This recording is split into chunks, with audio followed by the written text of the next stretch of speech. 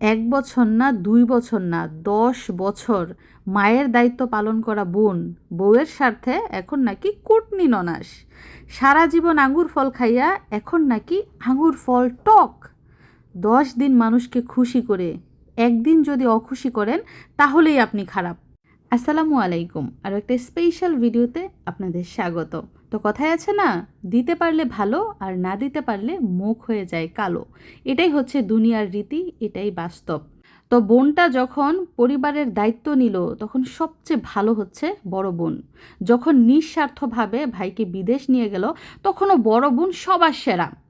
যখন ভালো চাকরি পেল, ভালো সুযোগ সুবিধা পেল, বছরে বছরে বেতন বাড়ালো, তখন দুনিয়ার সবচেয়ে ভালো মানুষ হচ্ছে বোন আর দুলাভাই। যখন বিপদ আপদে সাহায্য করে, আগলে রাখে, মাথায় কোনো টেনশন দেয় না, গাড়ে কোনো বোঝা দেয় না, পরিবারের কোনো দায়িত্ব নিতে হয় না, তখনও সবচেয়ে ভালো হচ্ছে বোন আর দুলাভাই।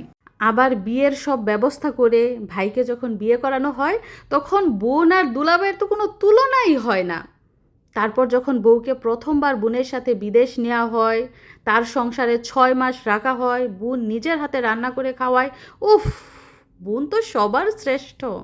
কিন্তু তারপর তারপর যখন পরের বার বোন সৌদি আরব গেল একা একা, তার বউকে সাথে নিল না, তখনই বোন সবচেয়ে খারাপ, সবচেয়ে নিকৃষ্ট, সবচেয়ে কুটনি। বোনের মতো খারাপ মানুষ দুনিয়াতে নাই।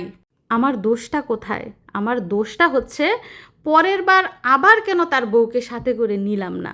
আচ্ছা, আমি যতবার বিদেশ যাই তার বউকেও কি ততবার আমার সাথে নিতে হবে? আমি কি কারোর সাথে চুক্তি করেছি? যাই হোক, আমরা সৌদি আরব থাকা অবস্থায়ই আমার ভাইকে ট্রান্সফার করা হয় ইমার্জেন্সি কাজে কয়েক মাসের জন্য। তো সেই সুযোগে সে জিদ করে, বাহাদুরি করে তার বউকে একা একা সৌদি আরব আনে। মানে সবাইকে দেখাই দিছে যে আমাদের ছাড়াই সে তার বউকে সৌদি আরব আনতে পারে। আমাদের ছাড়া সে নিজে সৌদি আরব না যেতে পারলেও আমাদের ছাড়া সে তার বউকে সৌদি আরব আনতে পারে। কিন্তু আল্লাহর কি ইশারা, মাত্র 17 দিন সে তার বউকে সৌদি আরবে রাখতে পারছে। কোথায় গেল তার বাহাদুরি, কোথায় গেল তার জিদ? এটাই হচ্ছে আল্লাহর বিচার। এখন বলেন, এমন ভাই আর ভাই বউকে কি বলা উচিত আর কি করা উচিত? আপনারা হলে কি করতেন? জীবনের 10টা বছর যেখানে ভাইয়ের পিছনে ব্যয় করেছেন, ভাইকে মায়ের মতো স্নেহ করে, যত্ন করে, লালন পালন করে প্রতিষ্ঠিত করেছেন, সেই ভাই যখন বউয়ের স্বার্থের জন্য বোনের সাথে সম্পর্ক নষ্ট করতে পারে, মা বাবার সাথে সম্পর্ক নষ্ট করতে পারে, সেই ভাইকে কি বলা উচিত আর কি করা উচিত? আমরা হচ্ছি ভালো ঘরের মানুষ, ভালো বংশের মানুষ, এজন্য আজ পর্যন্ত কিচ্ছু বলি নাই। তাদেরকে যথেষ্ট স্বাধীনতা দেয়া হয়েছে এবং সেই স্বাধীনতার তারা অপব্যবহার করেছে।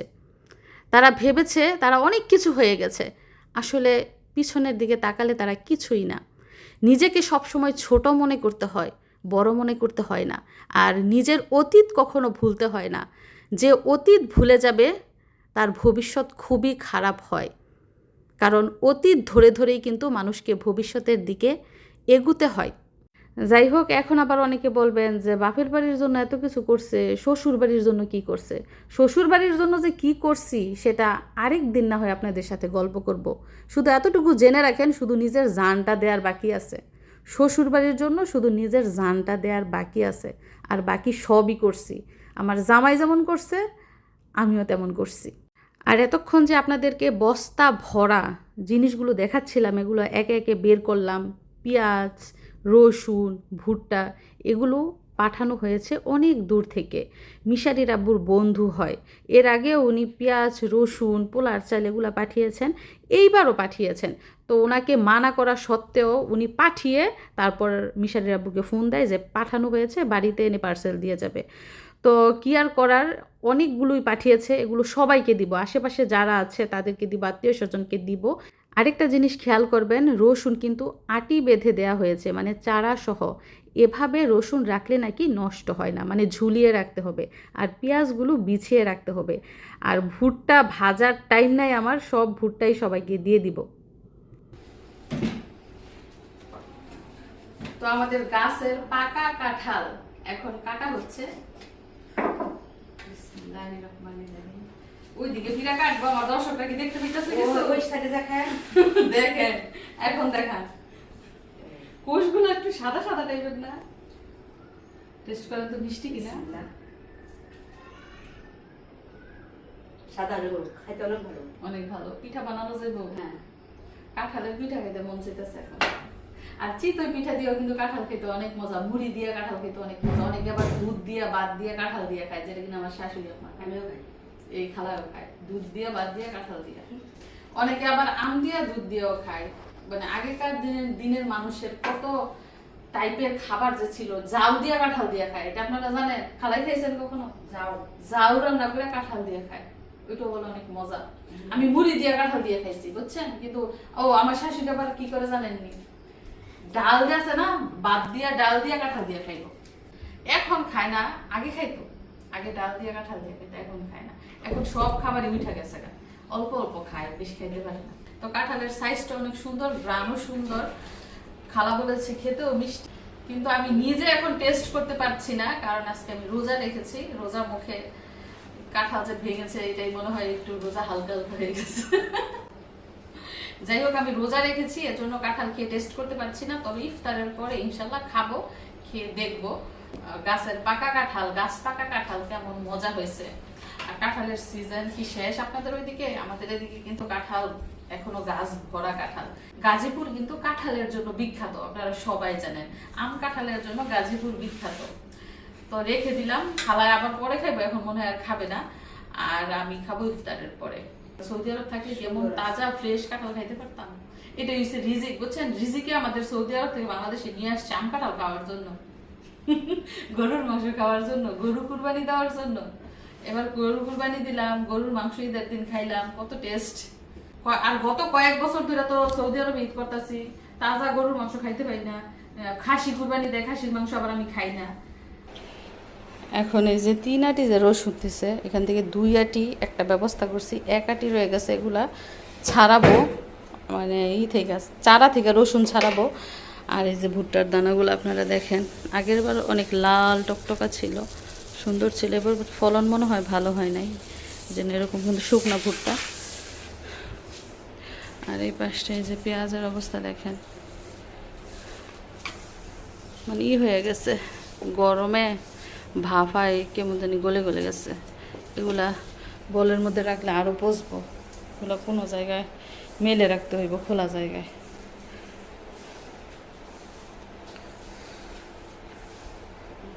কাজ বাড়লো আর কি, এখন রসুনের গুটি ছাড়াইতে হইব, এই সেই কত হাবিজাবি কাজ। মেয়ে ঘুমাইছে, এই ফাঁকে কাজগুলা করে ফেলি। খালা বর্তমানে রসুনের কেজি কত? রসুন কিনা খান না? ইন্ডিয়ানটা খান। ইন্ডিয়ানটার দাম কত?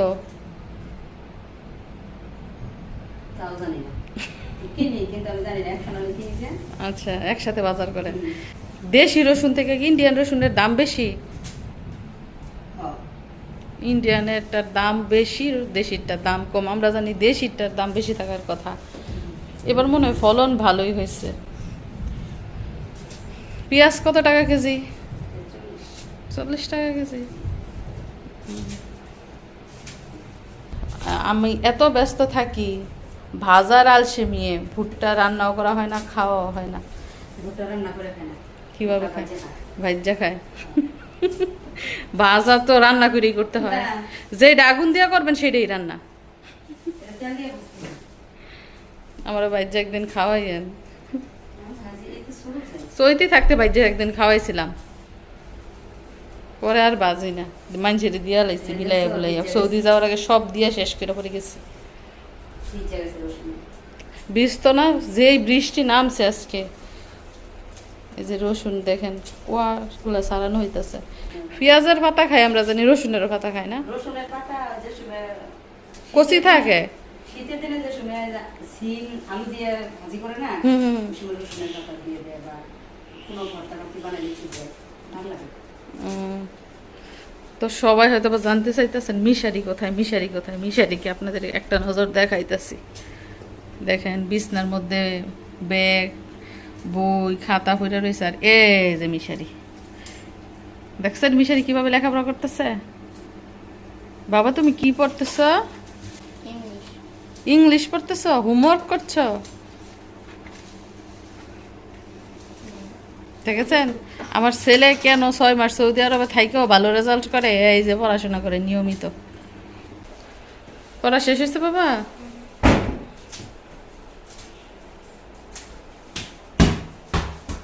ইয়ে, তুমি দেখেছো আঙ্কেলে কত কিছু পাঠাইছে? নাম বলো তো দেখি, কি কি? রসুন, পেঁয়াজ, ভুট্টা। তুমি আঙ্গাইতে পারবা? দেখি পারো কিনা, কতটুকু শক্তি তোমার। ইয়ে, একটা পেঁয়াজের বল আঙ্গাও তো দেখি। দেখেন, ইয়ে, আমার বাবার অনেক শক্তি, মাশাআল্লাহ।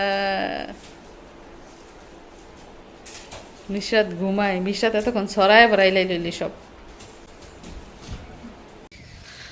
তো অবশিষ্ট যেই রসুনের কোয়াগুলা ছিল ওইগুলোর মধ্যে প্রচুর ময়লা। তো ময়লা একবারে বাইরে এনে তারপর পরিষ্কার করা হচ্ছে, কারণ ঘরের মধ্যে জ্বাললে দেখা যাবে ঘর ময়লা হবে, সাথে আবার ময়লাগুলো উঠায় না এদিক দিয়ে ফেলতে হবে। এর জন্য একবারে এইখানে এনে এই যে জারতেছে, জারলে দেখা গেছে ময়লা ফেলে দিয়ে শুধু কোয়াগুলা নেওয়া হবে। কোয়াগুলার মধ্যে কিন্তু একটুও পচা মশা নাই, একদম ফ্রেশ, দেখছেন, ফ্রেশ। আবার অনেক সময় দেখবেন বাজারের মধ্যে শুধু কোয়াও বিক্রি করে, ওগুলা দামে কম আর কি, শুধু কোয়া দামে কম এবং আস্ত রসুন দামে একটু বেশি। আর আশেপাশের পরিবেশ তো দেখতেই পাচ্ছেন, মেঘলা আকাশ, বৃষ্টি হয়েছে। যেই বৃষ্টির কারণে আমাদের পার্সেল ভিজে একদম স্যাঁতস্যাঁতে হয়ে গেছে। দেখছেন আমাদের গাছে এখনো কাঁঠাল আছে, শেষা কাঁঠাল।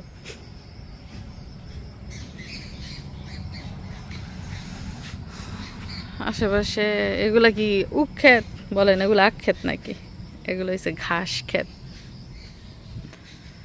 আবারও বৃষ্টি হইব, ঠান্ডা বাতাস, সাথে মেঘলা আকাশ, শীত শীত করতেছে, মনে হইতেছে শীত নেমে গেছে। তো টোটাল 3 আটি রসুন পাঠাইছে। 3 আটির মধ্যে 1 আটি রসুন বাসা হয়েছে, বেছে পরিষ্কার করা হয়েছে। দেখেন পুরা বলের 1 বল হয়েছে। তো এই বাসা রসুনগুলা আত্মীয় স্বজনকে উপহার দিব, আর এই ভুট্টা উপহার দিব, সাথে পেঁয়াজও দিব। তো 1 আটি রসুন এইভাবে রাখলাম পরিষ্কার করে উপহার দেওয়ার জন্য। আর বাকি রসুনগুলা কোথায় রাখলাম?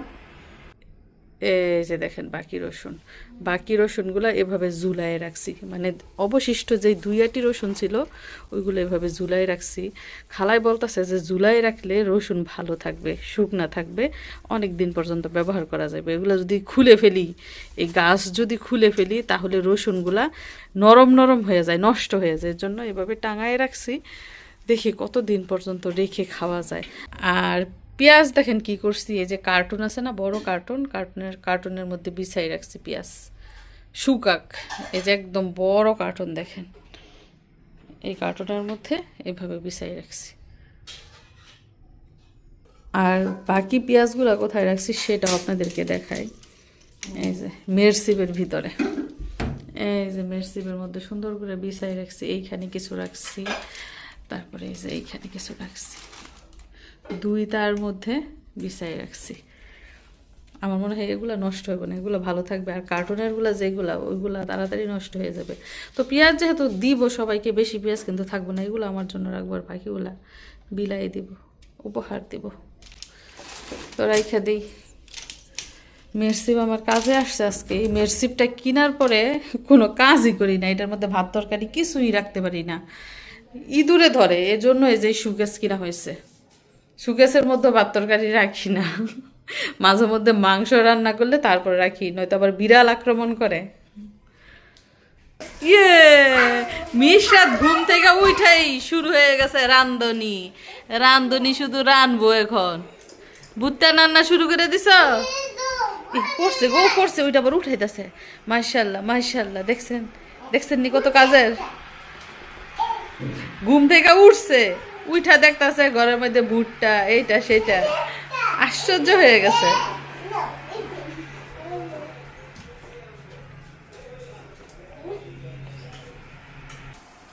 মজা পাইতেছে এগুলো দইরা।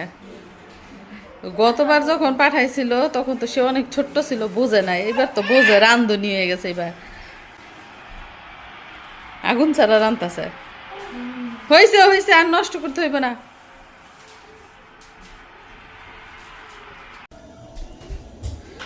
এদিক দিয়ে মাগরিবের আজান দিচ্ছে, মানে এখন ইফতার নেওয়ার টাইম।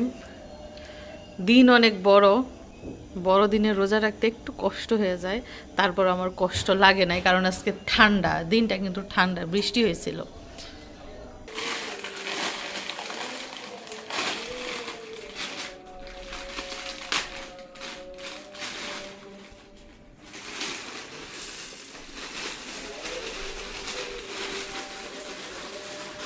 ওই দিক দিয়ে গড়ে বানানো বেগুনি,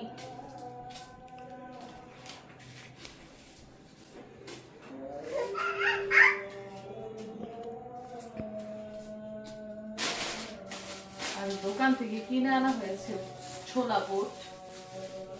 মামা ধইরো না। তারপরে হচ্ছে দেখুন পেঁয়াজু, আর গুলগুলো আনা হয়েছে কয়েকটা, মিশারি খেয়ে ফেলেছে, মিশরাত কিছু ফেলেছে। মামা ধরে না, তুমি মুড়ি খাও, ওগুলা ঝাল খেতে পারবে না।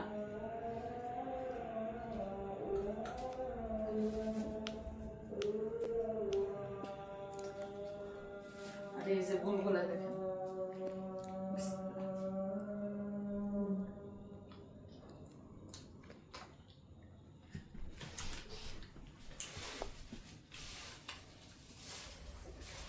তো রমজান মাস ছাড়া রোজা রেখে ইফতারি করার আনন্দটা কেমন বলেন? আমার তো অনেক বেশি আনন্দ লাগছে। আর আজকে রোজা রাখতে একটুও কষ্ট লাগে না। ওই যে বললাম না, আজকে ঠান্ডার দিন ছিল, বৃষ্টির দিন ছিল, যদিও দিন বড়।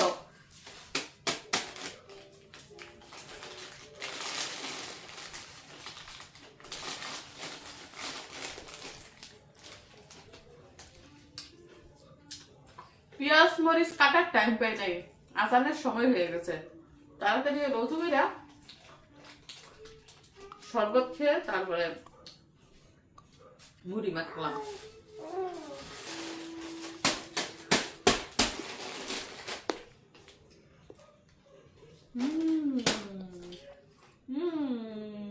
রমজান মাস ছাড়া রোজা রাখা হচ্ছে নফল ইবাদত। অনেকে কিন্তু সপ্তাহে 2টা রোজাও রাখে, অনেকে আবার মাসে রোজা রাখে। গুড়গুলো আমার খুবই পছন্দ। যাই হোক, এগুলো বাজার থেকে আমার শাশুড়ি মা এনে দিয়েছেন। আরেকটা বিষয় হচ্ছে, দিনের বেলা কাঁঠাল ভেঙেছি, গাছ পাকা কাঁঠাল খেতে পারি নাই, এখন কাঁঠালও খাবো। আর রোজা রাখা ইফতার করলে কিন্তু আর আপটাই কিছু টানে না, আমার মানে নিজের শরীরটা দুর্বল দুর্বল লাগছে। যাই হোক, যতটুকু পারি ইফতার করি। তুমি কি খাও? ইফতার করছো? তুমি কি দিয়ে ইফতার করছো? দেখি তুমি কি দিয়ে ইফতার করছো। তুমি বেগুনি খাচ্ছো? বেগুনি, এগুলো হচ্ছে ঘরে বানানো বেগুনি। আমার মাম্মা ইফতার করছে, সেও রোজা রেখেছে আজকে। মা যেদিন রোজা রাখে, বাচ্চাদেরও কিন্তু ওই দিন রোজার মতোই থাকে।